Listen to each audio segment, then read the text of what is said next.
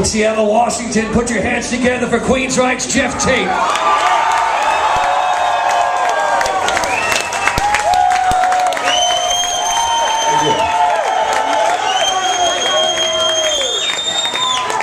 Nice to be here.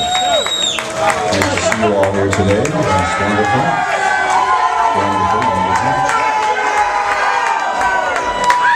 Well, I was in the neighborhood and I heard this was going on, so wanted to stop by and say a few words about Mr. Dio.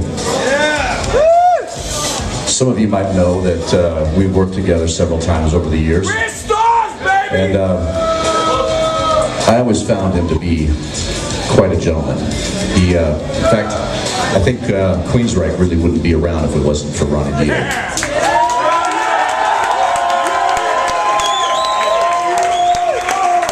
I know as a vocalist, he influenced me directly with his work with Rainbow at the beginning. And he was one of the many vocalists that I listened to when I was growing up. And then, yeah, that's pretty good rendition.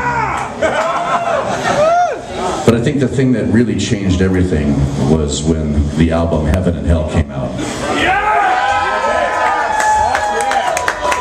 That's when everything changed. That was an album that made everybody stand up and take notice. And the rules changed after that album.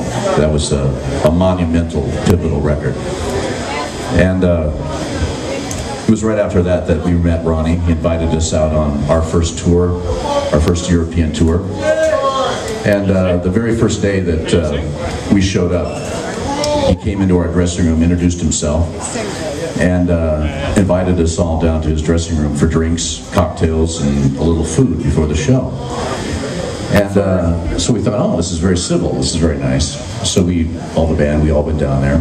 And he introduced us to everyone in the crew and the production. We were on a first name basis with everybody. He gave us dinner.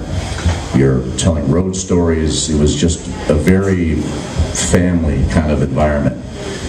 And being very young at the time, I thought, well, this is just the way it's done. You know, this is what it must be like. Well, that experience never happened to me again. Opening up for countless bands over the years, that's never happened again. Ronnie was just a very special man. He always was very aware of his presence and his effect on people, and he didn't use that against them. He actually worked the other way and made you feel very comfortable around him. And that was a gift and an art, and a very special gift he had.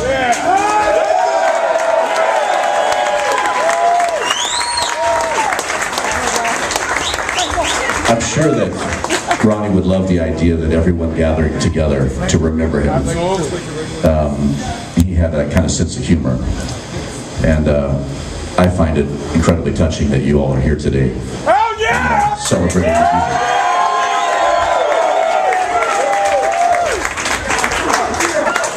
Last night, Queensryche, we were in Germany last night, just flew in today. And we played the Bang Your Head Festival. And there were 40,000 Germans all screaming Dio. It was an amazing show. In fact, the entire concert was dedicated to Ronnie, and all the bands played one of Ronnie's songs during their set. And it was a wonderful memorial as well.